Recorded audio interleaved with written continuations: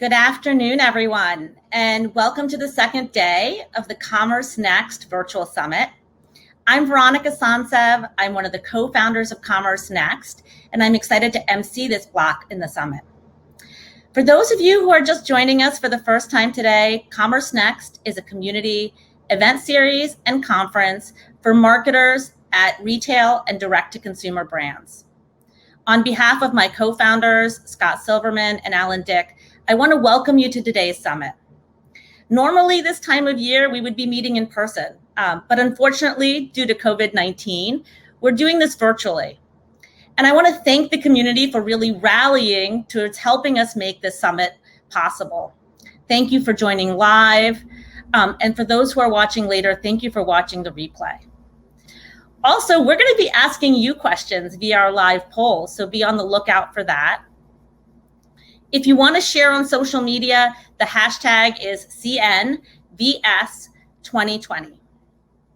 I want to thank one of our sponsors in particular. I want to thank Loop Commerce.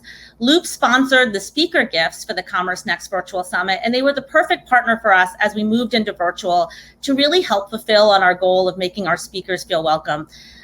They're presenting later today, and we hope you can join the session. Now, I want to move into the deck for a few more important thank yous. First, I want to thank the whole CommerceNext team. It really takes a village to make a summit like this possible, and we have an amazing team that has helped us tirelessly over the last couple months to make this possible. I also want to thank our sponsors. You know, the sponsors are the ones who really underwrote this programming, and without them, we couldn't bring you this virtual summit. So thank you so much for sponsoring. Couple of announcements. We're back with our weekly webinar series on August 12th at 2 p.m. We're going to talk about why 2020 is actually the year of mobile. You can register for that at bit.ly/CNWeb16. We also wanted to announce that we're having a holiday optimization summit on October 7th at 1 p.m. Registration for that isn't open yet, but please save the date. We'd love to have you join us. Now, I want to quickly walk you through the agenda. The theme for this virtual summit is Path to Recovery. And you can see this agenda in full in the pocket agenda, which is in the handouts, and I'll show you how to find those in a second. But today is a really exciting day. We're going to open with Joe Megabo, CEO of Purple, talking about their big pivot. Then we're going to move into a panel on accelerated e-commerce adoption. Then we'll have a presentation and fireside chat on gifting. And then we'll end with Charlie Cole talking about crisis leadership and how FTD rallied to the occasion. We are sending text messages throughout the virtual summit. So if you want to be informed as important sessions come online, you can sign up to the text messages. Just text commerce to 29691. This service is powered by Attentive. We're only sending text messages during the summit, so we won't be sending them afterwards if you sign up. Now, a couple housekeeping things. First, don't worry if you miss anything. We are recording everything. We also have made all of the handouts available for download. So, and I will show you how to do that in a second. And then finally, you can ask the speakers questions, and I'm going to show you how to do that right now. So you'll see a white panel on the right of your screen. If you hit Q&A, then on the bottom of the screen, you can type in your question. We're screening those questions. We'll be publishing those questions. Any question that is published is fair game for speakers to answer. If you think a particular question is relevant for you, make sure to upvote that, because by upvoting it, we know to prioritize that question. And then finally, the handouts. To get to the handouts, you just go to the handouts tab. You'll see the handouts, which include the pocket agenda, our recently published benchmark report, some handouts from the sponsors, as well as slides from today's presentations. And then, of course, if you're watching this via replay, the player at the bottom has the link to the handouts. Now, I'm pleased to announce our first keynote speaker for today, Joe Megabo, CEO of Purple. He's going to talk about the big pivot and how Purple grew revenue through COVID-19. Joe, if you want to turn your camera on. Joe Magabo here, CEO of Purple. Appreciate you being here. We're going to give you a little bit of background about Purple, but mostly talk about just what's happened over the last few months during these very challenging times. To kick things off, I wanted to quickly just show you a very short 30-second video, just to give you a little background on Purple and our product. Here you go. The Purple Grid revolutionizes what you know about great sleep. Instant response, reacting to your every move. Unparalleled pressure reduction, soft where you want it, firm where you need it. And luxurious temperature-neutral comfort, sleep after glorious sleep. True innovation, only Purple. Great. So hopefully that came through okay.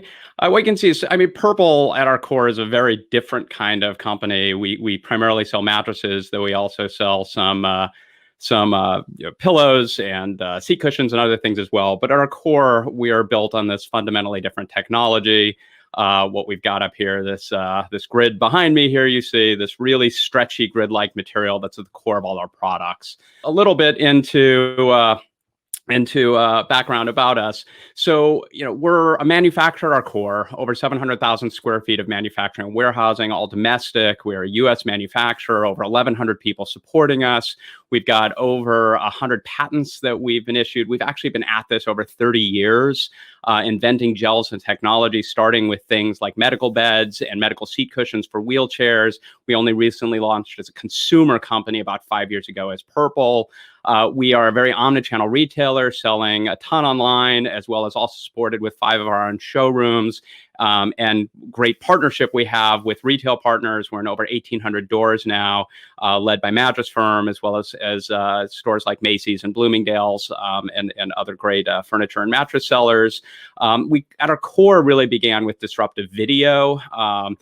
We've had over 2.4 billion views of our videos to date, across all channels. And when you consider that these are primarily mattress commercials, I find that rather remarkable.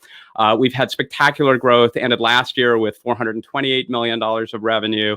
End of Q1, we haven't announced Q2 yet, but at the end of Q1, we had closed 122 million of net revenue and over 10 million of EBITDA. We've been profitable over a year now and are producing healthy amounts of cash.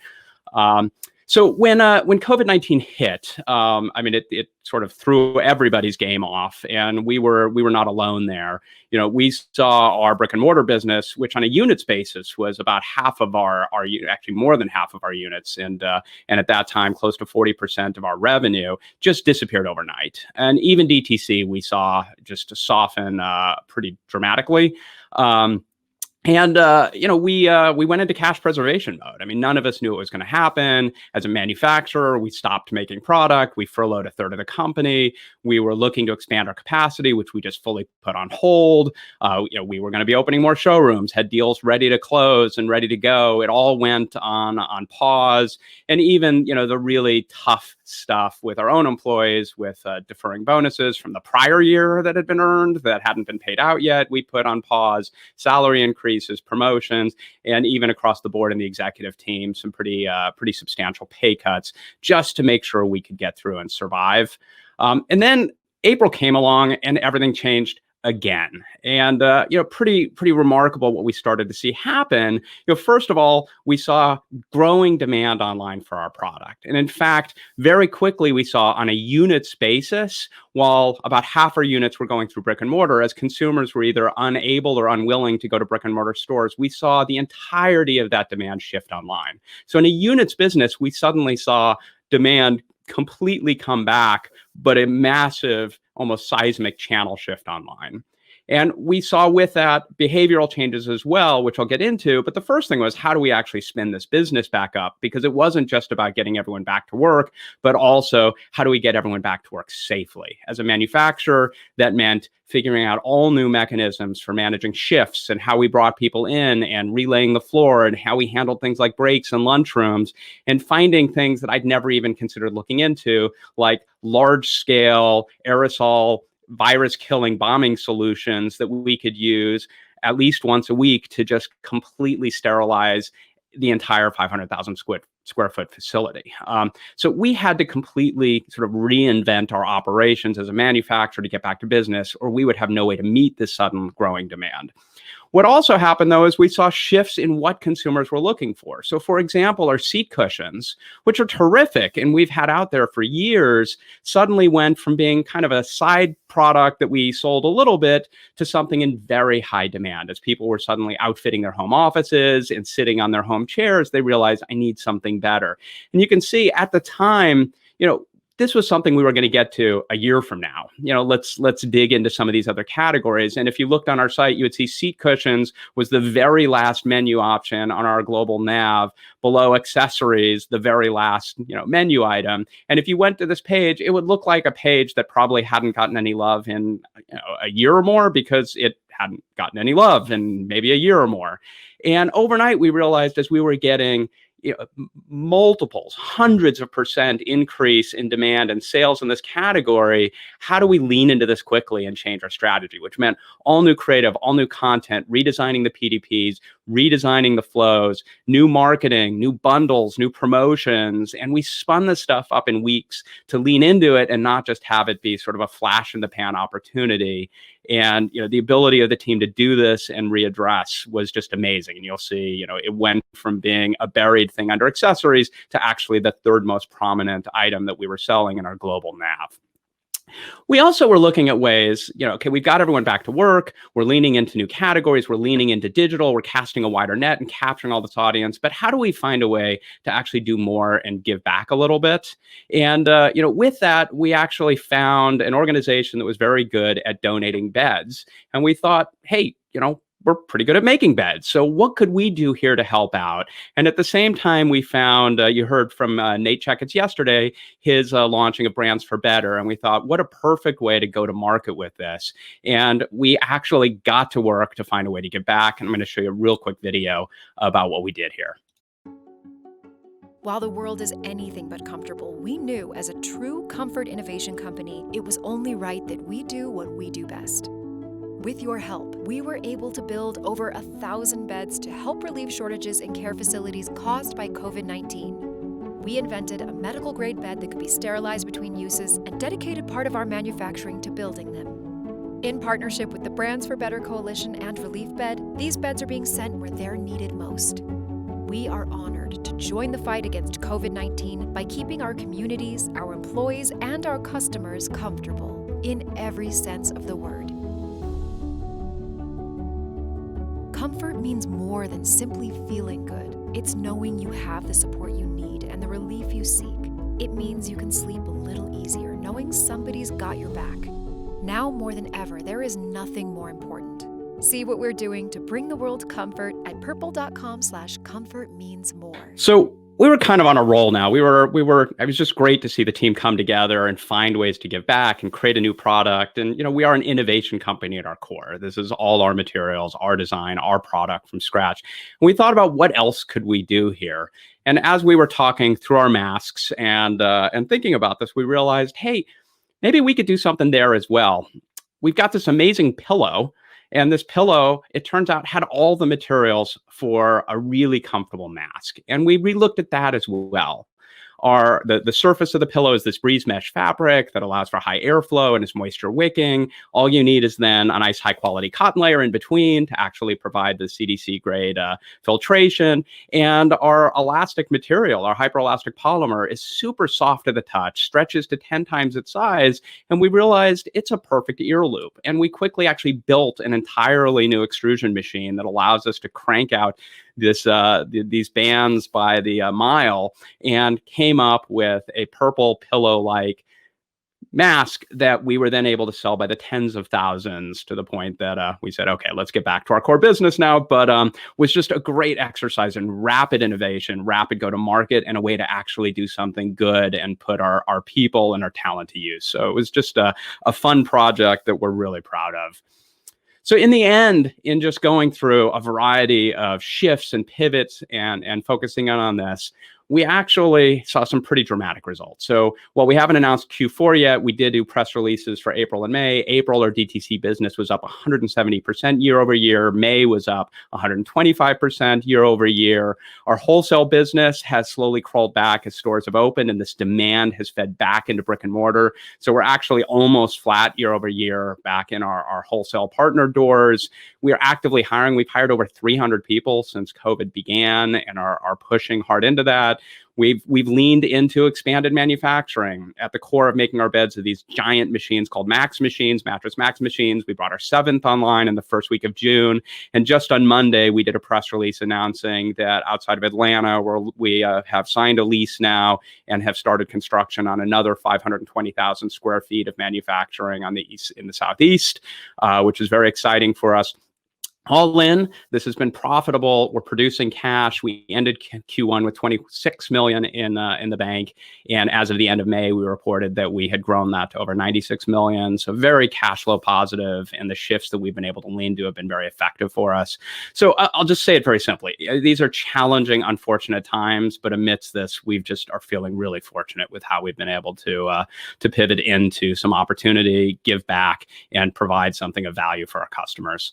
So with that, I will shut it down here and flip back, and I think Veronica is gonna pepper me with some questions. My first question is really just about how you approach this COVID response, because you obviously had a very successful pivot during the COVID periods. How did you focus your efforts? Did you have a virtual war room? Who was involved in these decisions? How did you rally the company to come up with this strategy? Yeah, in fairness, we had some prep for this in that I came into a company a couple years ago that had kind of grown so fast. We had sort of grown out of the clothes that we were wearing, and we're really struggling to scale. In many ways, given our size, we were somewhat of a broken company. You just can't grow as quickly as we had as a manufacturer. So we had already, and what came with that was a lot of cultural problems, communication problems. Our employee engagement was not very good. Our attrition was very, very high. So we had already been investing a lot over the last year and a half into improving operations, communications, and getting employees more engaged. So thank goodness for that. I think a year and a half ago, if this had played out, I wouldn't be on the screen with you today. We likely would not be around as a company. But given that we sort of had some of these capabilities that we had been leaning into, communications became just the most important thing. And I did a in-person monthly all hands with the whole company prior to COVID-19. I moved to a weekly all hands video just to make sure that every employee understood where we were, and those were with full open Q&A to just make sure there was a narrative open. With my own management team, we moved from a weekly, once a week executive touch base where we all got together for the week to a twice a day when we started, 10 times a week, once in the morning, once after the day ended, just to make sure things were moving so quickly and data was coming in so rapidly that we were all sticking together because we were not in the office. We weren't seeing each other every day. And it was just, how could we make sure we were getting real-time information, getting us all focused on the right things, and managing through some really tough decisions, especially in the beginning. Sending a third of the company home is not something we took lightly. And even just how do we do that, and how do we do it right, and how do we protect our employees, and how do we make sure they still have medical coverage, and that they're set up for any unemployment benefits, and anything we needed, we just needed to stay focused.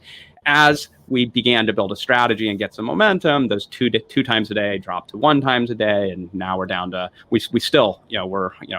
we're 4 months into this, and we're still meeting most days. So I'm down to 4 days a week, once a day. But it's still just this over communication, staying really tightly close to all initiatives and people, and making sure we're really lockstep and working together as a single team.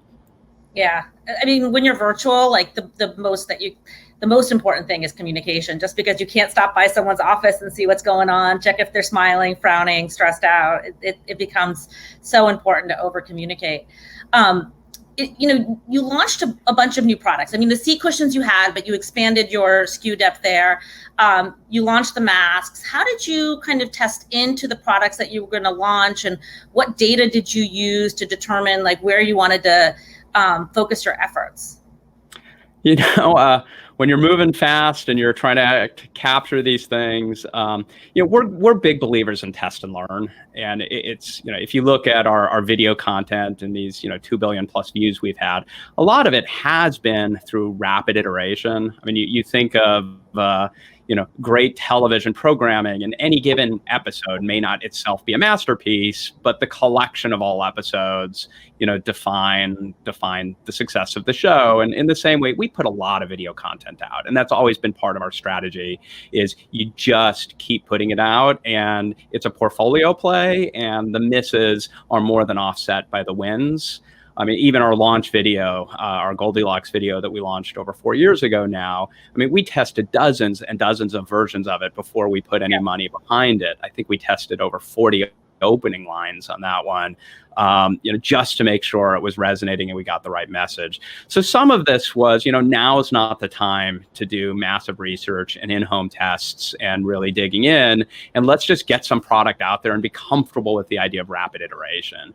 And we had to do that. I mean, the face mask, for instance, we found some problems with it very early on. We had to change some things with the manufacturer. We had to change some things with the messaging. And it was just a rapid iteration, recognizing that doing anything and providing some good out there was better than nothing. And it's in some ways liberating to recognize, we're going to free ourselves up to make mistakes and learn as we go. And that right now we felt the customer is willing to go on that journey with us. And it's a great reminder that you can over-engineer things, and sometimes just getting stuff out the door is the best thing you can do.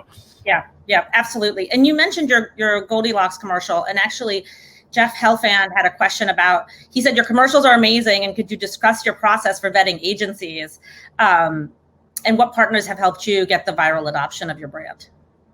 It's interesting. We've gone through a lot of agencies through the year. That first video was done with a great local agency in Utah where we are, Harmon Brothers, along with a collaboration with the group at the time. It was called Studio C, great primarily YouTube-based comedy troupe. They've rebranded themselves as JK Studios. And working with a partner that understood virality, but also working with a real comedic talent, brought a lot to sort of setting the tone and stage for our company. We've cycled through. We've brought a lot in-house. I think most would be surprised how much we actually do ourselves now. We've really got quite a team and quite a capability in-house. And we've cycled through a lot of agencies really more opportunistically.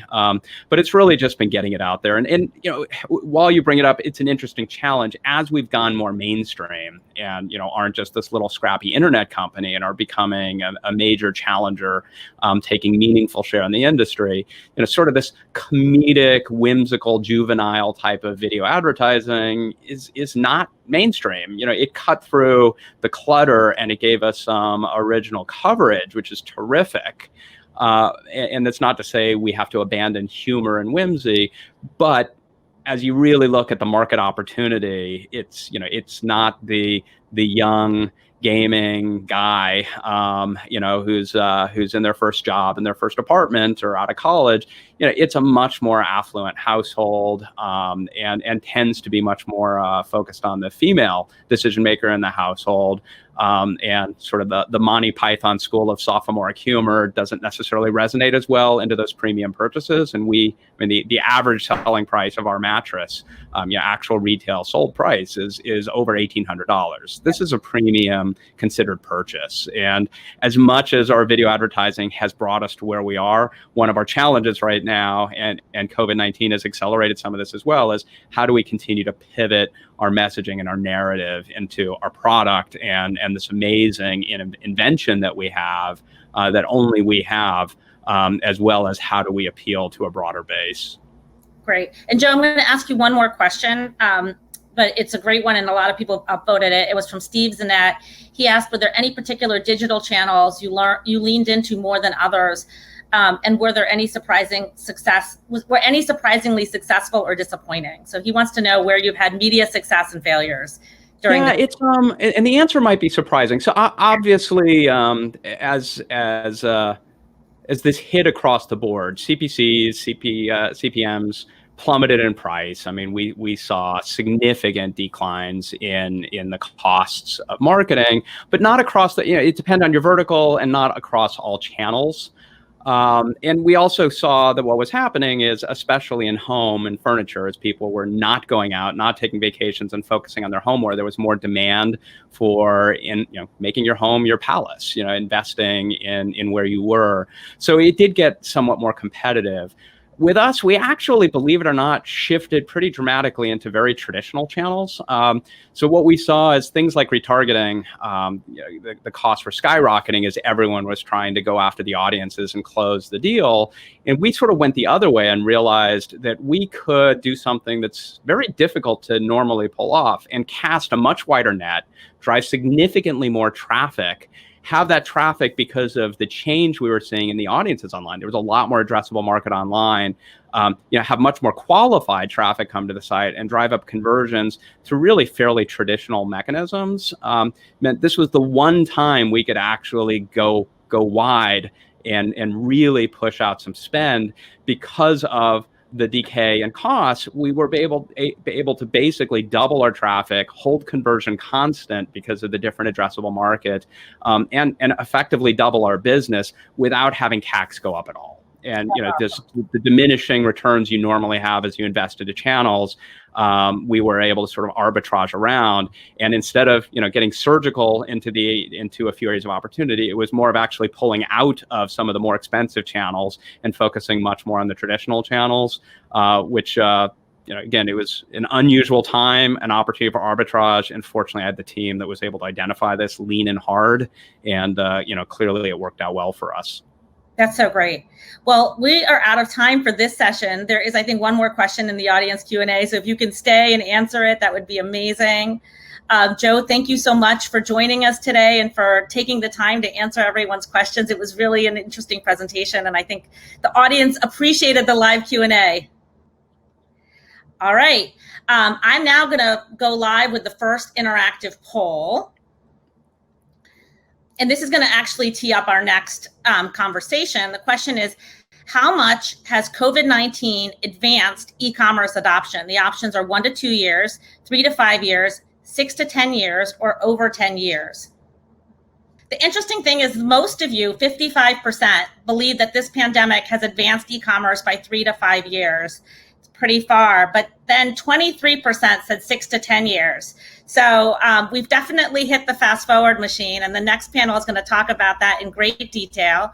I'm really excited for the next session. It's about what does accelerated e-commerce mean for retail. So the whole topic here for today is accelerated e-commerce adoption.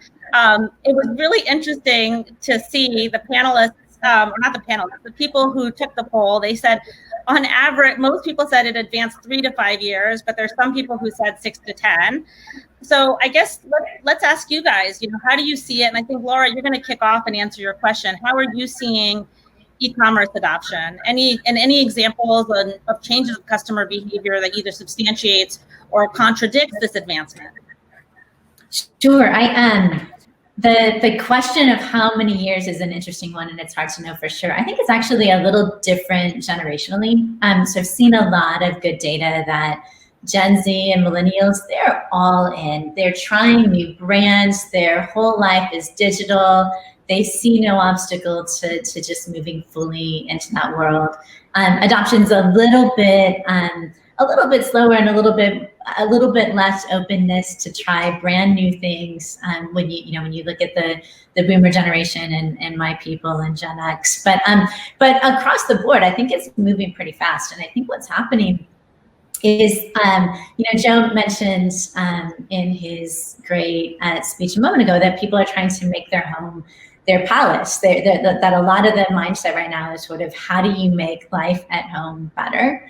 And better can mean a lot of things. Better can mean safer. Better can mean more enjoyable, more fun. Better can mean more stylish. We run online fashion companies, and so all of our work is digital. We do have some stores for the Fabletics brand, but apart from that, all of our all of our work across our portfolio of brands is digital. And we're just seeing massive adoption of people being willing to say yes, people being willing to try, give us a try in the context of COVID, which has been exciting. I sit on the board of a handful of earlier stage e-commerce companies, and they're seeing the same thing. I second what Joe said, which was, gosh, March was rough. Because everyone just sort of looked up and said, what the F just happened? Like, wasn't expecting all of this.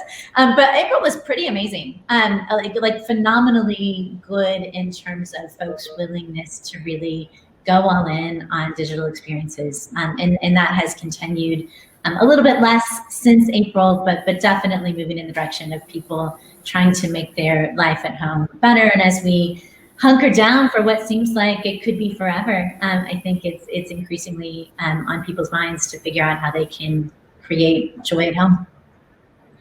I was going to pitch in for the baby boomers. I think the best example I have is my mom orders everything online now.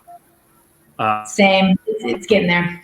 And I think that's leading to the most interesting questions organizations are asking right now, which is, what behaviors have changed and how long are those going to stick? And I see people speculating about when things in 2019 normal. I think most of the people consumer, and we need to adapt those customer experiences around, a customer and markets that have fundamentally changed. I think even if we had a vaccine, we would continue to buy those items online. And I think we need to see that digital adoption, her digital adoption, as the new normal. Yeah, I'll take that one step further. Certainly, at Madison Reed, we work with folks who typically have some more gray hair, so we're biased to some of the older generations, which we love. And what we've seen is not only that willingness to try the brand, but willingness to try new ways to interact with the brand. So we've experimented with like video. You can imagine self-assessment of your personal hair color and how much gray percentage you have, and all that can be quite difficult if you're doing it for the first time.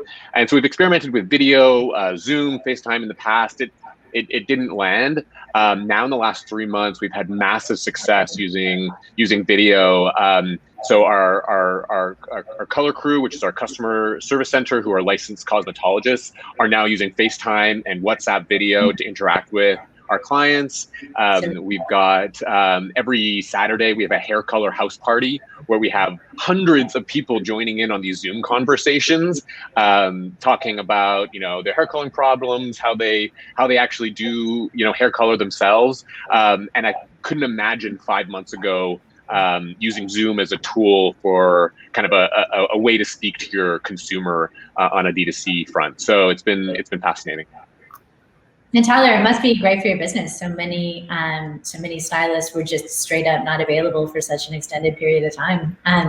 So people tried it, and it turns out it's not so bad to color your hair at home. Not so hard, yeah. One of the most amazing parts of the last few months was hearing some of the comments that were sent in from new clients who had typically been salon goers and maybe had been salon goers for 40 or 50 years, saying, I've colored my hair for the first time and it's been an amazing experience. And, for myself, I've cut my hair for the first time myself, and it was kind of empowering. And so I know what that feeling is. So it's been really fun to watch. If I could add a little perspective too, in terms of what we're seeing with our customers, I think it really is starting from how consumer behavior is shifting, right? And I think we've been on this journey before, or for a while, let me say. But to the question that the poll raised, the acceleration of how consumers are interacting with brands, especially more digitally, and are more open, I think, like you mentioned, Tyler, to these other formats and these other channels to get some of their questions answered, especially if they're new consumers who are shopping online for the first time. Just being more open to trying out these different digital tools to provide a utility for themselves, right? I think, e-commerce is seeing a lot of volume and a lot of traffic, and are there other ways and other mechanisms to get support, whether it's for making a color decision or making a buying decision or even post purchase. So I think really anchoring on that consumer behavior and what's shifting for them and what they're open to trying. I think, yeah, consumers are open to try a lot. Awesome. I think Rob is actually back on, and I want to hand over the reins to him. Rob, can we hear you? You guys hear me? Great. Yeah. So always dangerous to try and jump back on the horse midstream. But hopefully I've caught enough to kind of know where we are in the panel. Hey, Tyler, I did want to ask you one follow-up, because you were talking about Zoom and the use of some of these tools. How sticky is that going to be going forward? Do you feel like now for Madison Reed, like, hey, we're there, like this is going to continue? Or do you expect, as people are able to get back into physical locations, the tide is maybe going to go back to some degree where it was? Do you have a sense for that, or maybe that's not even a fair question? No, it's totally fair, and I think it's probably both. The joy and some of the sense of relief that we actually see in some of those hair color house parties over Zoom, like that's not going away. Like to the point that was just made about utility, there's some certain utility there. But we have brick and mortar color bars kind of across the country, and as those have started opening up, especially for the retail purchases, the percent of new to brand clients coming in to Madison Reed to experience that consultation experience one-on-one with a licensed colorist in our color bars is also really special. And so I think we're going to see both coming out of it. And I don't think a single client will actually just do one. They'll go in for their first consultation in the color bar, and then when they have their box, and maybe after they've done their first coloring, they'll join a hair color house party to get some pro tips. So it'll be both. That's super interesting, because that's an intersection of the fact that the consumer, maybe even pre-COVID, would have been willing to do that, but now they're much more clearly able to raise their hand. And then, not to pick on Madison Reed, because I think this applies everywhere, you guys being much more like, well, we don't have any choice, so we're going to do this. And now you've got a new tool, a new way to access consumers. And if you think about that bar coming down now for people being able to experience, this part of your brand versus having to physically go there, it's a pretty big unlock. And not at all to take away from the point of the power of physical locations, which I want to come back to in a little bit. For sure. Ejime, I want to ask you a question, because I think, one of the great things about having someone like yourself who works across brands and across companies is that you can give us, a broader perspective.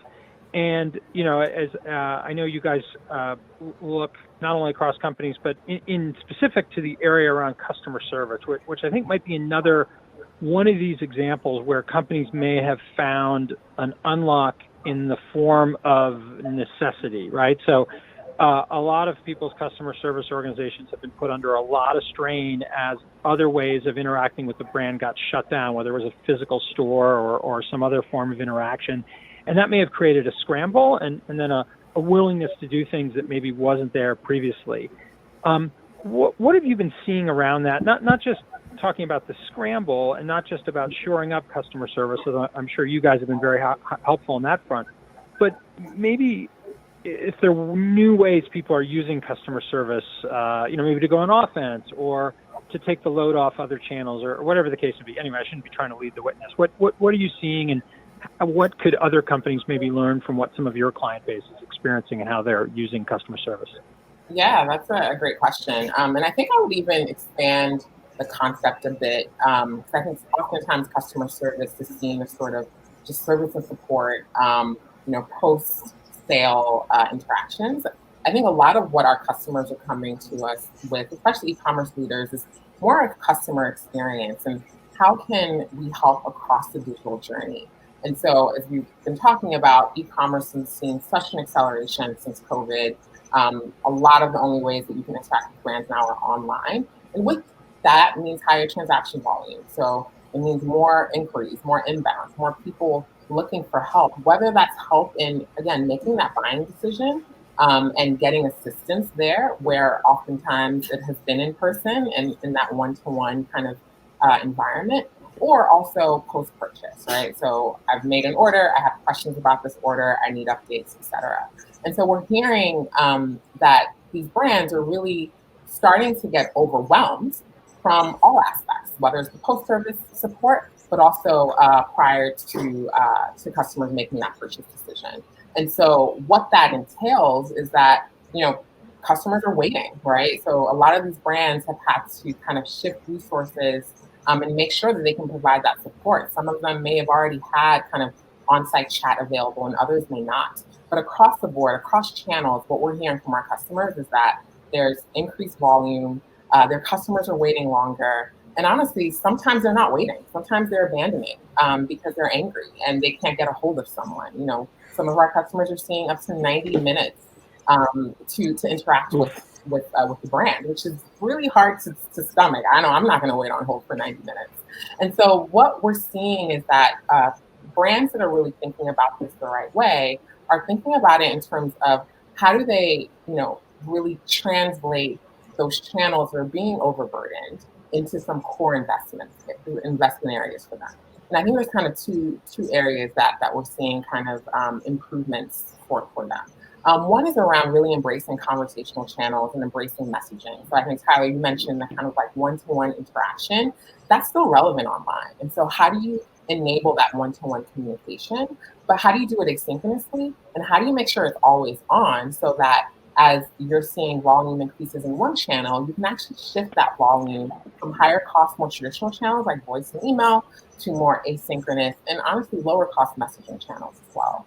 And the other is really adopting technology to help in terms of that scale. And so a lot of the work that we do is empowering conversational experiences, which are aided by natural language processing and machine learning. So how do you ensure that the questions that your customers are asking, that you can actually accurately answer them and answer them immediately?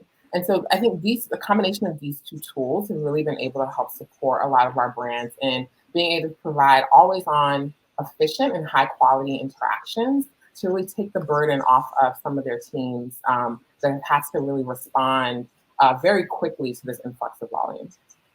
All right, that makes a lot of sense. And the one point I'm going to latch onto is this notion that it's often been commented on pre-COVID how digital has sort of raised customer expectations in all the touch points of the companies they're interacting with, right? And that's not to say that we as an industry are necessarily universally crushing it on digital, but that the fact of, quick response times, fast shipping, the items always available, all these sorts of things have sort of set a new bar that then shows up in places like customer service. It also shows up and can in physical stores. So I mentioned I wanted to go back to offline for a minute, and I'm going to lean on Darren and Tyler for this one, although others are certainly welcome to join in. I was lucky enough before joining MidOcean to work with a very strong stores team, great collaborators, great partners, and tremendously supportive of everything we were doing in digital.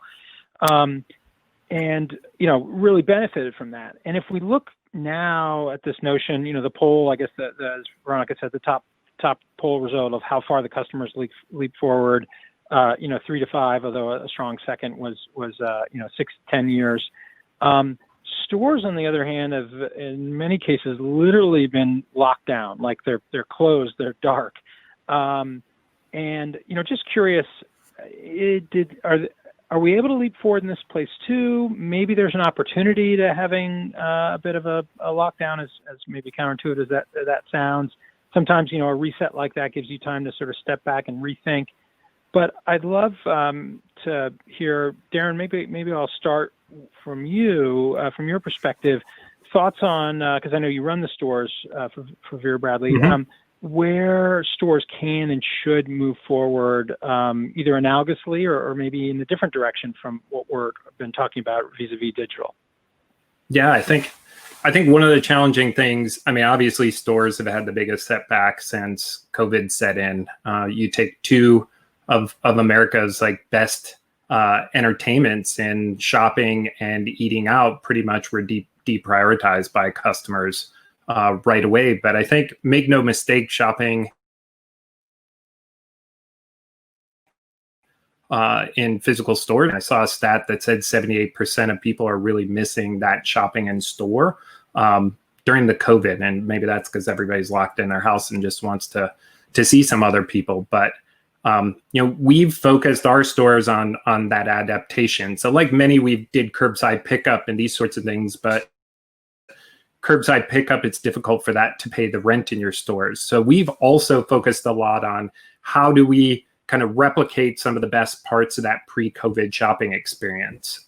So we've done appointment selling where we'll let 1 or 2 customers into the store, even when things were relatively locked down. We have done a ton of phone selling, a ton of social selling, all sorts of live streams, FaceTimes if we needed to, anything that helps that customer and associate feel safe and engaged.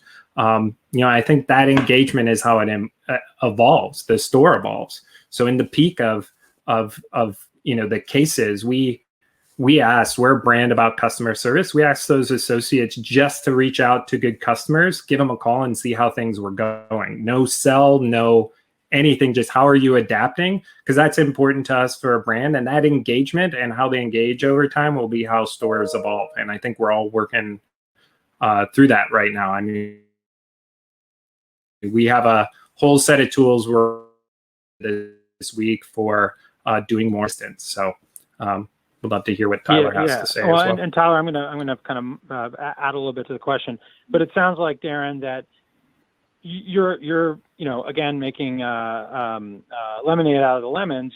You guys found ways to, again, maybe not fully pay the rent, but try some new things, try some different things, try things that maybe there wasn't time for or the organizational will to get done. Tested, in a sense, you've had a great testing opportunity to try them out, and some of these will persist and stick post-COVID. So, Tyler, one thing we hear a lot is that the U.S. in particular is overstored. And at the same time, though, there are brands like yours that, are investing in stores as a, hey, this is still a growth channel for us. We don't need to shrink our storefront. And I think I saw you guys have a pretty aggressive store rollout plan.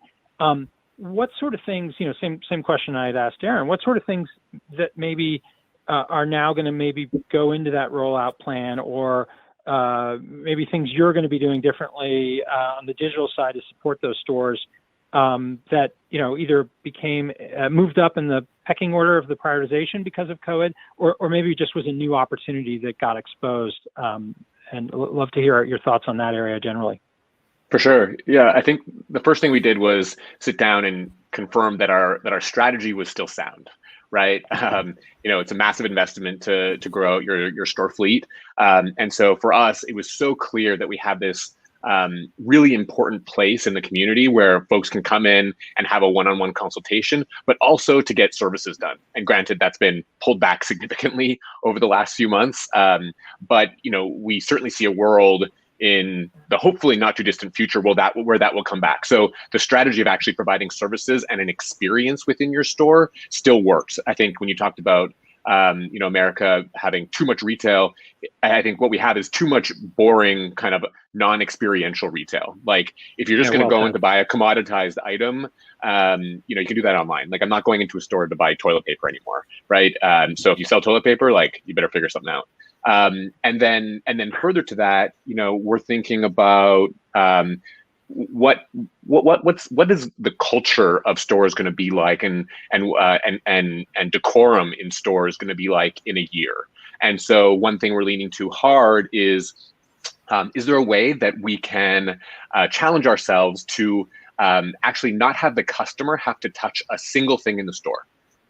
What if they could walk in and actually, sort of like, you get your towel in the restroom and try not to touch anything, right? Like, how do we make it such that that she can actually use her mobile device for every single interaction, from check-in to tipping to payment to confirming, some information we get from her to make sure we're getting the color right, to how do we send her like how-tos directly to her phone if she's decided she wants to be an at-home client, like all of those pieces. And so, we're leaning hard into what we already have as a really well built out kind of mobile ecosystem, but thinking about that in the future, so that clients feel really comfortable coming in and feel comfortable interacting with the brand. No, that's fantastic. And I'm gonna say, sorry, go ahead. I was just going to say to the second part of your question, I think one thing not to gloss over, especially during this pandemic, is how it's been so geographical. So if you were in New York in March, it was tough times. If you're in Texas, California, Florida right now, it was tough times. They really inverted.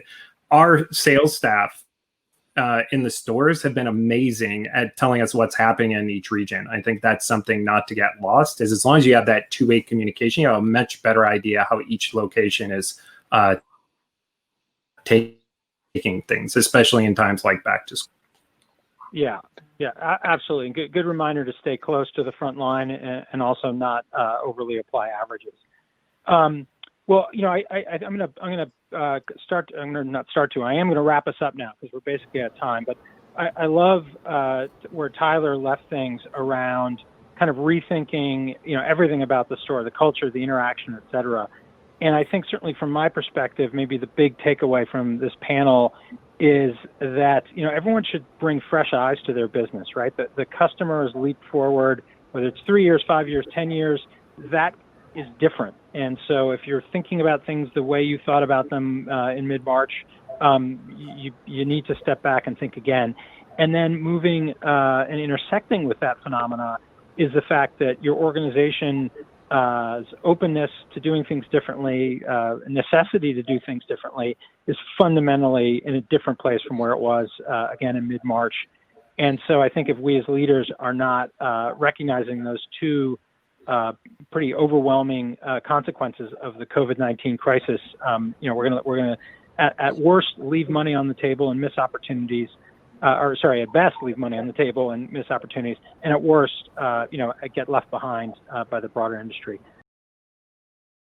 For those of you who are just joining us right now, I want to just quickly run through the housekeeping so you know where to find things. We are recording everything, so don't worry if you miss anything. The Q&A is on the right. You can answer the questions on the bottom and then upvote the questions as well. So those are all the steps to get going. And then the downloads are available on the right, which include our pocket agenda, our report, the slides from today, as well as some of the handouts from our sponsors. So quick poll. This will tee up the next session. With the prolonged impact of COVID-19 pandemic, what percentage of holiday gifts do you expect to purchase online? The options are 20 or less, 21 to 50%, 51 to 75%, 76% or more. And this is a great lead in because our next session's all about gifting. So let's see what this audience has to say. But the answer was 76% or more. Over 50% of people selected that option. The next one was 51 to 75%. So definitely this is a digital holiday season for sure, which is a perfect transition for our next panel. John, I'm going to introduce John Gresh, who's the head of retail for Loop Commerce. John, if you can turn on your camera, perfect, and join us on the virtual stage. And thanks for everyone to join and spend some time with us talking about preparing for the holiday. We've got a real interesting season coming up with everything that's going on. And so this year will be different than others. And so we thought this session would be useful to help people think about framing their holiday plans a little bit different as we get into the summer season and most of the plans are starting to be created. So I think the first place to start is acknowledge that the world has changed and the way that we celebrate occasions has changed fundamentally, right? And so who knew a year ago that we'd be doing things like birthday parades for your 10-year-old or virtual coffees because we can't get together in person, doing Zoom birthdays, think Mother's Day, Father's Day, kind of that missed opportunity of being in person. That seems to be something that is fundamental to human habit at this point, given where we're at. And so the effect on shopping this year will be huge. There is kind of a shred of hope here, though. With crisis brings kindness, and CommerceNext did a survey with BizRate and found out that more than half of consumers said they're actually gifting at a higher velocity during COVID than before. And they're taking advantage of opportunities to share sentiment with people around random acts of kindness between friends, coworkers, etc. And of course, we saw a huge demand grow in the donation space as people were out there helping others. This translated really well to retail, right? This is just one case example of what we saw, and Loop Commerce powers a gift experience management platform that gives us a unique focus on consumers that are shopping a path for others versus themselves. And so we always analyze data through that lens. And so what was interesting about this is that we saw in this one case study a increase in traffic of 42%. Meanwhile, the site sales were up 150 and the orders were up 200%, and gifting indexed even higher, right? We were at 278% increase in sales and 244, almost 245% increase in orders. And so, of course, digital penetration is up, site sales are up as a result of it. And then, as the consumers told us before, they're actually doing what they said in the survey, and they're buying more in favor of gifts. And we're also seeing this battle happen kind of in the last minute, right?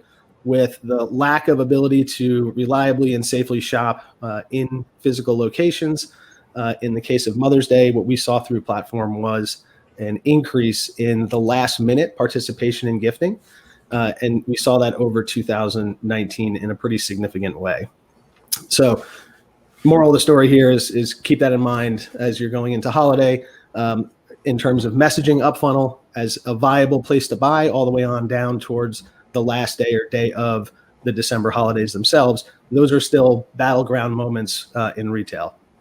And so where do we see failure right now, or where are the opportunities, right? This digital revolution has transformed so many humans to think differently about how they acquire products on a day-to-day basis, and even those highly considered purchases.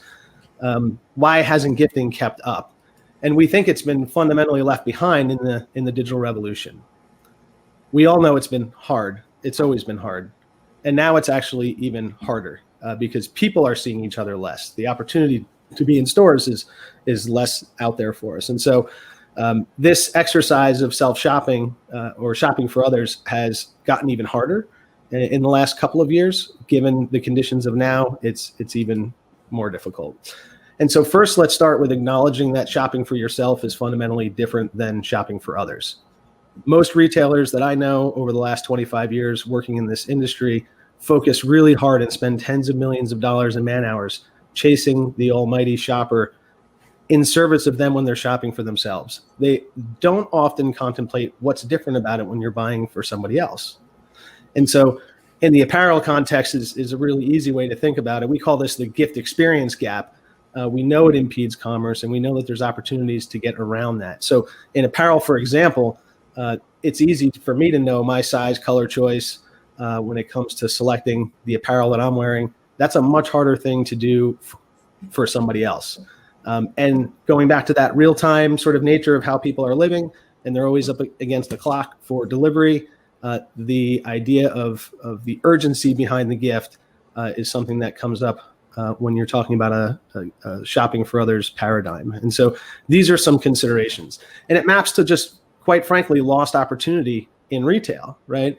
Especially as everyone puts the countdowns on their front door 3-4 weeks in advance of those holiday moments in December, saying, hey, if you don't get your order in by this date, don't bother coming back because I'm closed for business. And that's a sign you never put on your physical door. And we do it all the time in digital. And so it creates this lost opportunity, and especially now with what we're dealing with COVID. So let's recognize first, gifting is it's not a feature, it's actually a strategy. And the experience needs to be better than I got the product into the driveway on time, right? This is supposed to replace a terrestrial experience that we've always had, where people actually engage each other. There's an emotional component to it. And in this case, you've actually got two consumers to worry about: the person sending the gift and the person receiving the gift. That's a very unusual use case for most retailers because they're dealing with people that just buy things. So it's really important to consider that end-to-end experience. It's really important to offer a great choice in products that are merchandised really well for the shopping use case. And gift cards is obviously part of that. There's a percentage of people that will always buy a gift card. There's a percentage that will never buy it. And then there's those in the middle that'll buy depending on what the occasion is, relationship, price point, things like that. Think about gifting well beyond the consumer-to-consumer enablement within your first-party environment. People love gifts. I know I do. I'm sure all of you do. Why would I not enjoy or want a gift as a customer appeasement, for example, if something went wrong with an order that you sent me? Why would it be impossible that people are buying gifts in bulk? And they don't want to go through and buy 200 items one by one and have them delivered to individual addresses. It's not impossible to think about all of the partners and the customers and the loyalty side when it comes to gifts. You do curate great products through your assortment, put them to work in all the touch points across the organization. And again, keep in mind that you've got both senders and recipients, the gift giver and the gift recipient. They're both your customers, and it's important that the brand experience is great for both of them. A couple of data points to consider going into this season. Gift card sales themselves in e-commerce are up significantly, 55%, 54% year over year, and e-gift cards are up 44% year over year. Our older demographics are adopting digital tools at a much higher rate. And so this is just something to think about as you go into your UX reviews, going into the fall season. And it turns out that millennials are probably going to be the most stressed about the current financial situation. 22% of them and 29% of Gen Zs lost their job during the crisis versus 8% of our friends in the boomer demo. And so the money is going to be with the boomers this year. So a couple of recommendations or to-dos. One, optimize that experience end-to-end specifically for gifting. Try to carve out a mindset going into testing for path to purchase and shopper journeys that's specific to the gifting use case versus just how it's performing overall. Give yourself a chance to win in the last minute and be deliberate about it. Make yourself available, right? Don't put up that close for business sign because you're open. You're online 24/7. It's always available. So those countdowns can drive some demand up front, but then you're out of the game in the last minute. So be careful about how you merchandise there. Play to the boomers, right? Make sure the UI is thought about and tested through all of the demographics that could potentially be at the site. We think we're going to see a spike in boomer activity going into fall. And so you may as well have a chance to participate there. Design journeys specific to the shopping use case itself for gifters, from very top of funnel all the way down to checkout. What are the things that you need to do to make sure that you're set up well to win? And then lastly, plan for the unknown. I think there's a lot of different stories and narratives out there right now about what's going to happen in the next 3 to 4 months leading up to the Christmas holidays. It's important that we're prepared for any potential shift in the way stores are reopening, the traffic patterns that are going online and offline. And so be nimble, be ready to be agile, because you're going to have to serve a bunch of different scenarios at a regional level, even in the next 3 to 6 months. So that's kind of the setup. With me today is David Markle, a longtime friend in the business who's worked at a number of different great first-class e-commerce businesses over the last decade and a half or so. I've known Dave, and so excited to have him here to talk about gifting. He runs UX at Omaha Steaks. And Dave, I wanted to open it up by introducing you. Great guy, huge insights, always a fun person to talk about. So really excited and happy that you're here to join. Why don't you tell us a little bit about Omaha Steaks, what the brand stands for, and then your role? What type of functions do you perform for the business? Absolutely. So I hope you're familiar with Omaha Steaks out there.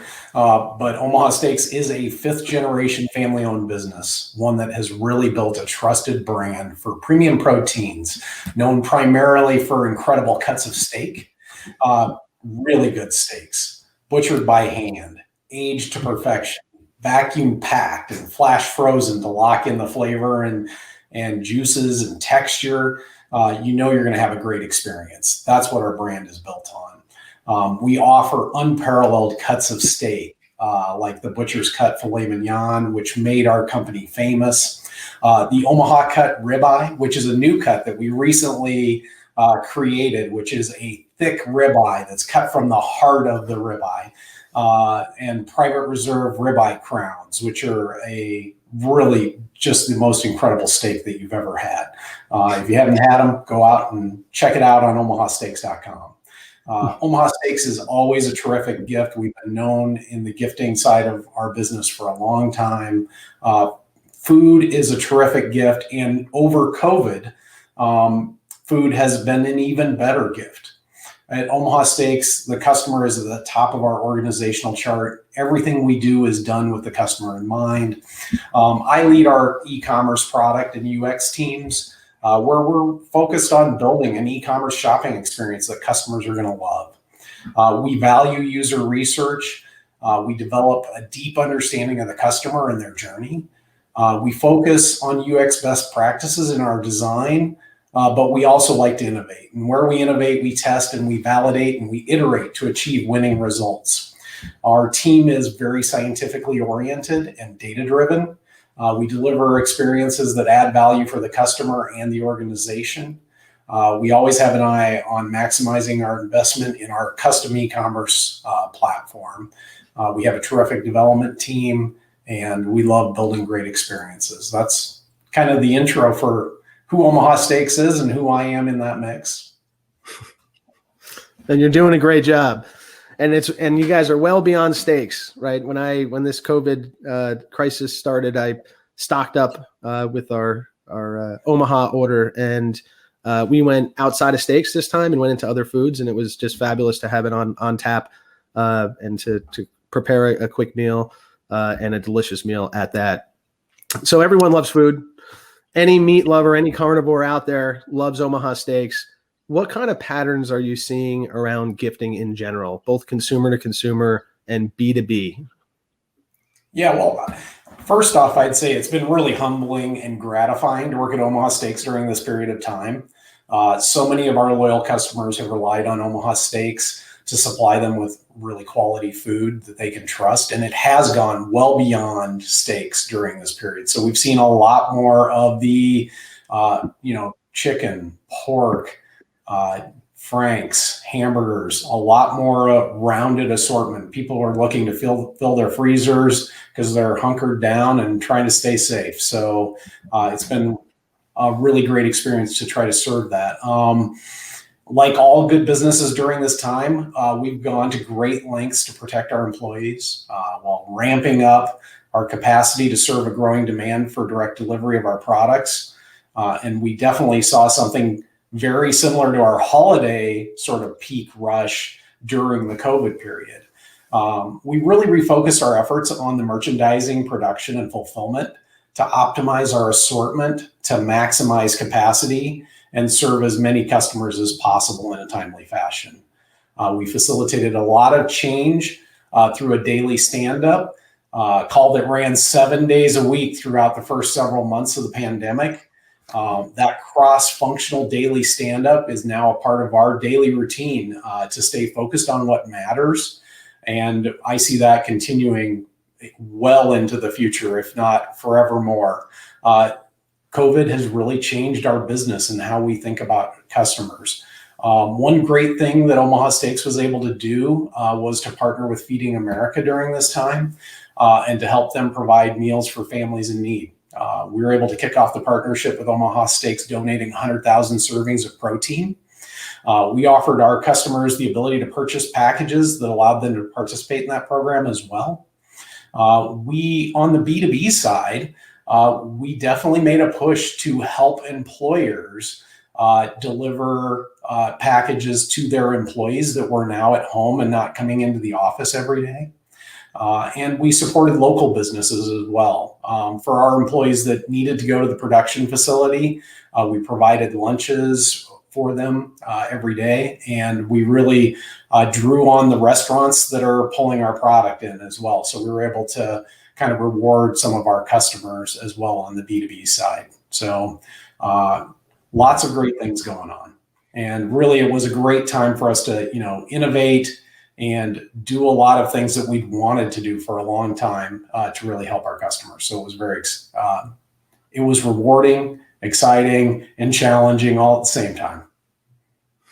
Great. Well, you're one of the great UX minds out there in the business. Dave, I'm curious how you think about your self-shopping path differently from your gift shopping path. from a consumer journey perspective, and what are some of the learnings that you had from that over time, the time of evolution that you can share with the audience that might be useful to them thinking about going into the holiday seasons? Yeah, well, we definitely, I mean, self-buying and gift buying are two completely different personas. And so when we do our research around those consumer journeys, we're recruiting different customers. Those scripts for our user testing and feedback sessions look completely different. We're definitely thinking about, the mindset of those customers. So a customer who is, shopping for gifts is thinking a lot about budget, timing of delivery, getting it there at the right moment, presentation of the product, how it's packaged. Those are very important in the journey of a gift giver. And so, they're filtering in a different way. They're looking at the products a different way. So merchandising and content is key. Having the right product images, the right product naming, making it relevant is very important. Having the right product bullets, the benefits that you're focusing on for a gift buyer are much different than the benefits that you're thinking about when you have a self buyer. So, they're thinking about that presentation, really wanting to do something good for their gift recipient. And so we definitely think about all of that. And it's a totally different marketing mix as well. And so you're thinking about how that journey flows through from the marketing all the way through the gift buying experience. We also see that we have a multiple recipient system that we built so that a self buyer comes in and they buy one big shipment, they ship it to themselves. When we have a gift buyer coming in, they're likely to be buying for 3, 5, 10, 50 people. And so giving them the capabilities to buy something and ship it to multiple people is very important as well. So we've built a very robust multi-recipient cart that allows us to ship products to many people. So there's a lot that goes into it, obviously. That's what I've got for you there. Well, I have about 20 more questions, but I'm seeing the hook coming from the side of the stage in the form of Veronica. So we'll cut it off for now. But Dave, thank you so much for joining and sharing some insights. I wish we had more time. And Veronica, over to you. Thank you guys so much. Thank you for sharing your insights, your experience. It was really wonderful. And John, thank you again for sponsoring the speaker gifts for this year's CommerceNext. Enjoy them, everyone. You guys can turn off your cameras. I'm going to move to another poll, and then we're going to do our last session. All right. So the last poll for the day, when will your company go back to the office? And the options are we're already back, which I've seen with some people, September 2020, January 2021, or later than January 2021.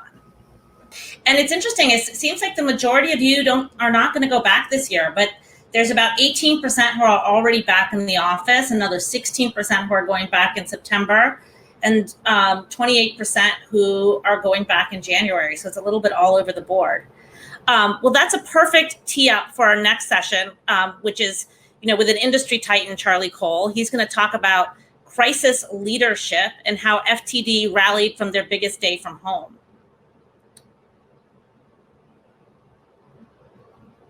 Hi, everybody. My name is Charlie Cole. I am the CEO of FTD as of March 23rd. And for those of you that have been living under a rock, a lot's happened since March 23rd. And I thought that made the topic of this conversation that much more relevant, which is, what does crisis leadership really mean, right? And how did we as a team kind of rally around that over the course of really these last, hasn't even been, 4 months? And so I thought I'd just start by setting the stage. And I alluded to the fact that I did start on the 23rd. To put that in perspective, the FTD offices are in 2 areas in the Chicagoland area. So we have an office in downtown Chicago. We have an office in Downers Grove, Illinois, which is give or take 20 miles as the crow flies from our office downtown. On Saturday, March 21st, J.B. Pritzker issued the stay-at-home order for the state of Illinois. So when I started on March 23rd, to put this in true perspective, our company's 110 years old. And in the 110-year history of FTD, we had never been completely virtual. And so it was just this amazing moment where I feel like the idiom, "you can't make this stuff up," tends to be completely overused. I couldn't have made this stuff up. And there was this moment about the week before I started, when I was walking the park by my house with my wife, that I let like this moment of doubt creep in. And I looked up at the sky and just yelled the F word. And my wife said, "What is wrong with you?" And I basically said, "What have I gotten myself into?" And I think we can all agree that's not the right mindset to go into it. But I think it was a little inevitable. And we all kind of felt that at some point in time during this crisis. Just to make matters worse, back when the world was normal, if you will, the business was missing forecasts. And so the two biggest times in our industry are Valentine's Day and Mother's Day, which is foreshadowing, by the way. We had missed our Valentine's Day forecast by about 30%. So things weren't looking great before COVID-19. And during my first 3 weeks on the job, our website had 2 fatal crashes, meaning that if you went to www.ftd.com, it would say, "Sorry, there's no website here." To put that in perspective, I've been in digital and e-commerce since I was 21. So I'm 38 now, so call it 17 years, give or take. I've had 2 fatal crashes of websites in my whole career. At FTD, I had 2 fatal crashes in my first 3 weeks. So that kind of sets the stage for you. And it basically caused us as a leadership team to implement a 3-step process. For the first 3 weeks, we were to save as much cash as possible. Basically stop all top funnel marketing, all contractors, all unnecessary hires, all long-term projects. They all stopped. And that was for an obvious reason, which was to save cash. But maybe the less obvious reason is we had no idea what was really going to happen, right? We didn't know whether the shelter in place would mean that all of our florists around the United States were going to literally be closed and not allowed in. And so a little context here, FTD's supply chain is made up by 2 core groups: a group of local florists around the United States and dropship partners in Colombia, Ecuador, and around the United States. We didn't know what was going to happen to any of them, right? Were they going to be open? Were they going to be open but closed to the public and only allowed to fulfill orders? Were they going to be straight closed and we were going to have florists literally trying to fulfill orders from their homes? It was this entire area of uncertainty, which is why let's use these 3 weeks in the most responsible fiscal way possible, but also to buy ourselves time. And I think that is an admission of it's okay to not really know what's going on sometimes. And to pretend and to speak from this point of gravitas on my first day to be like, business as usual, we're sure things will be fine, would have been both arrogant and stupid. But there was a point in time where we had to be, okay, look, our biggest 2 weeks of the year is Mother's Day. And Mother's Day landed on May 10th this year, so about 6 weeks after I started. After those 3 weeks of buying ourselves time, we as a leadership team, we're going to say, look, we're going to make our forecast. We're going to deliver the numbers we said we would. And yes, we know that we missed forecasts on Valentine's Day, but you know what? That was then, this is now. We're going to do every single thing in our power to make these numbers. And if we're going to leave it all in the field, as they say, and then we'll figure it out, right? So beyond that, we'll understand and fix the systemic changes. But think about that last box. What we actually said to the organization is, over the next 7 weeks, don't think beyond Mother's Day. It's almost anathema to what we've all read and taught in like these visionary blogs where you have to have a 1-year plan, a 3-year plan, a 5-year plan. We more or less forbid the entire organization to thinking beyond 35 days, or excuse me, like 35 work days, that is. And so I think it's really important that the first step for us in crisis management, if you will, was to limit the scope. Let's not worry farther ahead than we have to. And I think that, again, is contrarian to a lot of what you may have read about this concept of always need to be 1 step ahead. This wasn't a situation that it was plausible to be 1 step ahead. And so when we looked at the business, particularly that 4-week period, we asked ourselves, what are all the business buckets we could possibly touch? And we threw out these concepts of technology, marketing, merchandising, and you can see them all on your slides. And the reality is, there are certain things that you can materially affect in 6 weeks. There are certain things you materially can't affect in 6 weeks. So we weren't going to be able to rebrand the entire company. We weren't going to be able to re-platform the entire website. But we were going to do certain things that were directly connected to delivering that goal of making Mother's Day forecasts. But I think it's as important to admit what you can't change versus what you can, because this is, again, an area where we let projects get away from us and the date gets pushed at, and people love to put, axiomatic things like scope creep out there and all these kind of areas that it's so normal for deadlines to be missed because it's just part of project management. We didn't have that option, right? We didn't really have till Mother's Day because the Mother's Day peak starts 2 weeks ahead. So we really only had April 27th. We had more or less a month to materially change our organization to make up a 30% gap, which is what we saw on Valentine's Day. And so we picked these 11 buckets to really focus within technology, within marketing, within merchandising, sourcing. That's a weird one, right? Well, go back to this concept of uncertainty. We needed to have access to flowers as many places as possible because we didn't know if one was going to close. What if there's an outbreak? What if Colombia shuts down their air freight? That was on the table, by the way. So we had to have the most diverse sourcing mix possible just for the form of hedging. Customer service, my single favorite story, maybe in my entire business career. FTD has a fairly hybrid approach as it pertains to customer service. We have an in-source team based in Downers Grove. Of course, now at this point, they were all virtual. And then we have an external partner that allows us to have offshore, pretty normal for large organizations. Our offshore happened to be in Philippines. In the Philippines, everything was going fine until the city that our customer service center was based was fully locked down. Nobody in or out. So now we're trying to figure out, okay, where can we spin up an English-speaking offshore group specifically for our peak? And our partner threw out Jamaica. Great. Jamaica had really low COVID numbers. Everything was fine until it wasn't. COVID numbers started to creep up, and now Jamaica's out. Now we're scrambling to Egypt. Remember that thing about accepting what you can and can't do? This became our reality. We were doing our best. We were one step ahead. We were hedging. We had an offshore partner. We were ready to have seasonal help. But oh yeah, if we were to do this entire United States, how do you drug test a seasonal employee in a world where no one's going into an office?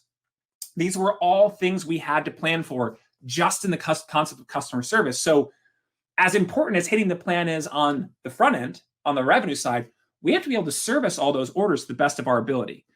Logistics, kind of part and parcel to this idea of sourcing. We have to be able to ship orders from as many places as possible. We spun up a direct shipment from Colombia for the first time in FTD's history. Why? Because we had to. We didn't know what the strain on UPS was going to be over the course of this time. And it was just these kind of areas where, yeah, we're chasing our tail the whole time, but you're just doing your best based on the hand you were dealt. CRM and retention. Oh my gosh, has a customer file ever been more meaningful than during COVID-19? You can talk to folks and you have a means to talk to them. In a lot of ways, they're the most captive audience you've ever had. And so that was an area we knew we had to focus on. Data and analytics, not in the sense of where I think most people think of data analytics. Most people think of data analytics as the ability to predict the future. In this case, it was ability to react in real time, right? Because the mindset of the American consumer, and even in the states and in the municipalities, the mindset was entirely different. It was changing in real time. What does shelter in place mean? Is it safe to send flowers? Oh my gosh, I'm not gonna be able to go home for Mother's Day. What are all these little shifts in mindset that we have to monitor on an hour by hour, minute and minute basis to change our email flow, to change our sourcing mix, to change our marketing mix? This was not about predicting the future. This was about chasing the past. And I think it's important to remember that delineation because it's really easy to get self-righteous about it. It wasn't a moment for self-righteousness. It was a moment of reacting in real time. Pricing and promotion. Classic supply and demand problem where there was lots of flowers. There was lots of people wanting to buy flowers, but shipping became so much more difficult. Where you had an industry where you were used to having folks being able to ship flowers this far apart in a flower shop. Now they had to be this far apart in a flower shop. And I think that made real opportunity for us to make sure we were selling flowers we knew we could fulfill. And we had to be cognizant of the labor more so than the supply. So we had to price pull back promotions to maximize our revenue as much as possible. I mentioned the farming partnerships. And finally, how do we support our florists? Our florists are small businesses. They were the ones that were actually sheltered in place. To put it in very blunt terms, hell of a lot easier for us to become virtual than it is for them. We count on them to fulfill our orders. So we put something in place specifically in April where we basically said, look, we're going to credit $1.5 million back to our florists. By the way, not the easiest conversation for a CEO in his second week to have with his investors. Hey guys, I know you just hired me to turn this business around. I'm going to give away $1.5 million. But it's one of those moments that we as a team immediately knew we were in the foxhole with the right investors because it wasn't even a second thought. We knew we had to do something to support our florists or else we didn't have a business. And I think that was an important conversation. So what were the those were kind of the broad stroke action takes. I kind of distilled in this slide, to me, where the four biggest things happens. We rapidly onboarded people. We onboarded a CTO. Remember the website going down twice in 3 weeks? I needed someone that could really help me, and we brought on Matt. Our CMO, how are we going to market these folks? How do we make sure our email is going to hit spam traps? Taryn. Our creative direction, Annalise, how do we make sure our flowers look beautiful? Patty, our COO, all those florist relationships, all those sourcing relationships. We brought people on very, very quickly, and they were all onboarded by just after Mother's Day. Agency changes. We looked at the agency on day one and said, what does the contract look like for the last 7 years versus what do we need moving forward? And we shifted agencies.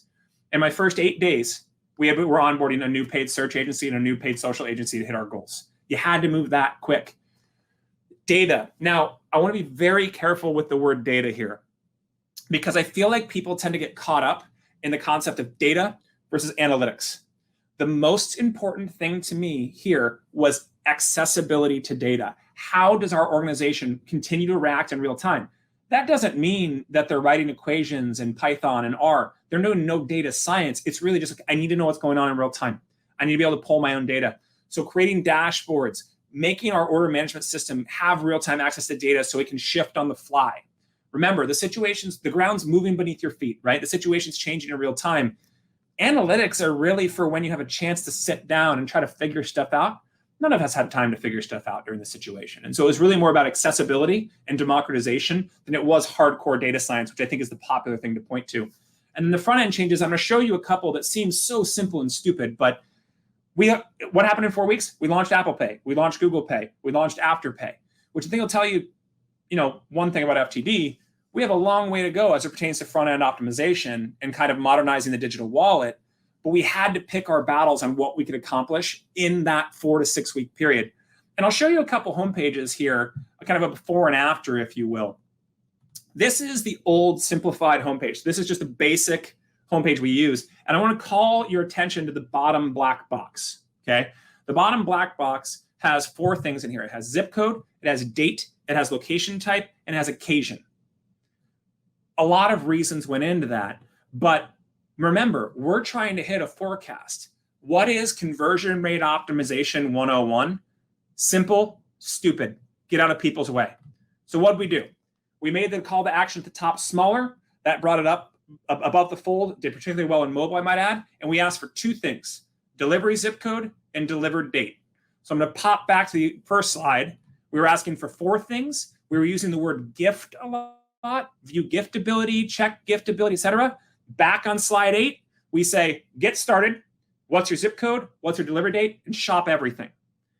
We found that this drove a ton of people into the funnel. We saw about a 30% uptick for people on the homepage getting to step 2. It's a nice learning of getting back to basics because in our world, if we know your zip code, I know where we can ship from. I know our florist capacity.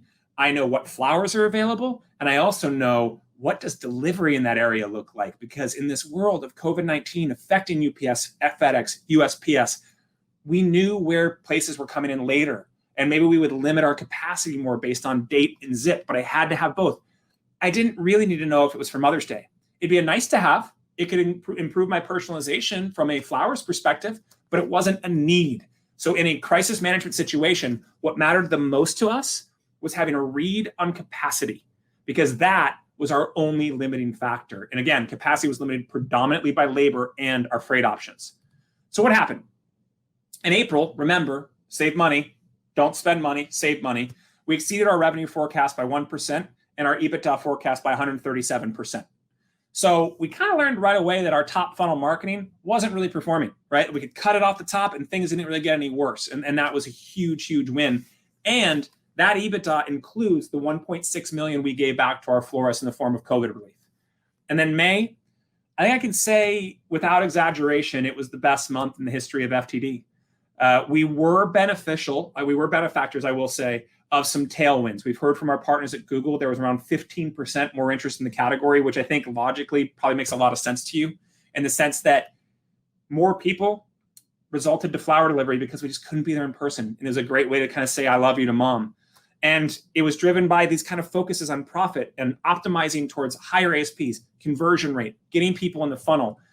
Now, what? So what do we do now? And I think it's important to say at this point, it wasn't all, if you pardon the flower pun, sunshine and roses through Mother's Day. It also laid our biggest flaws to bear. All of these capacity constraints, all of these labor shortages, UPS being overwhelmed, it led to something really simple from our point of view and something that I love to remind our company of. It meant we disappointed some moms, and that sucks. Right. And so we took our failures as serious as our successes. And we actually saw that our return rates and refund rates were up a little bit year over year. Some of them we can control, some of them we couldn't, but I promise you, we're obsessing over it. And I think that's something that's really important when you come out of COVID-19. I think you'll find that all of these strains and these peaks and valleys and these increase in demands and these shortages of inventories, it can teach you a lot about your business. And you just have to make sure to not just conflate natural tailwinds or headwinds from the epidemic to problems that already existed. And in our case, I think we did have a customer service problem and a customer experience problem, and now we're getting on fixing it. But more importantly, I get really excited about the clean slate opportunity to design our work culture. I worry that people will miss this opportunity. There has probably never been a moment in history where every company on the face of this earth has a chance to basically go to their board and ask for a clean slate. I want to work from home 4 days a week. I want to be able to hire people remotely. I want to have a more flexible hours. There's not a board on earth that's not going to listen to you. I'm not going to say they're all going to say yes, but use the opportunity to drive your work culture. It doesn't matter if you're entry level or at the C-suite. You're probably having an employment survey in your company today. Take it seriously. It's the first time in my lifetime I can never remember this opportunity. Accountability goes up even higher. Right? Let's take those things like the customer service complaints really seriously, align incentives around it. And more important, the thing that excites me the most, we did great over Mother's Day. And now we have sort of the morale, the team to really kind of go after the industry in a way that I think we can make a meaningful mark.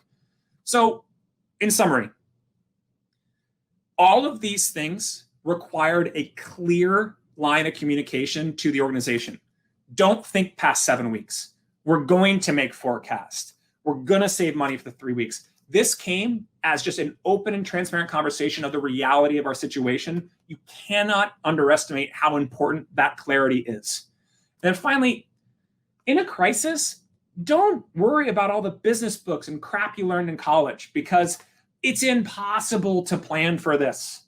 Embrace reacting. Embrace kind of playing one step behind. Understand your limitations. React the best you can. And then in real time, but also post-mortem, post the holiday, learn from it. I guarantee you're going to have some huge successes and you're going to have some huge failures, but it's important to understand your limitations. And so for me, it's a situation that I don't think I could have ever made up. I think it's a situation that I learned a ton from, and I can say honestly, I think the FTD team, while completely cognizant and mourning the overall loss of life and kind of tragedy that's happened in America because of COVID-19, I think we're going to come out stronger from it. Thanks so much. Awesome. Well, that concludes the first half of day 2 of the CommerceNext Virtual Summit. Just wanted to remind everyone, first of all, we're going to be back after the break. There's going to be a break coming up, and then we'll be back at 3 o'clock. And actually, when this webinar closes, you'll be put in the waiting room for the next session, so don't worry about that. But I wanted to remind you that on August 12th, we return with our weekly webinar series, and we're going to cover why 2020 is actually the year of mobile. It's at 2 p.m. on Wednesday, August 12th. We have our Holiday Optimization Summit at 1 p.m. on October 7th, and we're going to help you make the most of a digitally first holiday. And then, like I said, it's break time now. We actually have a little bit less than 30 minutes, sorry, but we'll be back at 3 p.m. If you stay on this line, you'll be taken to the next session, and we look forward to seeing you soon. Thanks so much. Take care.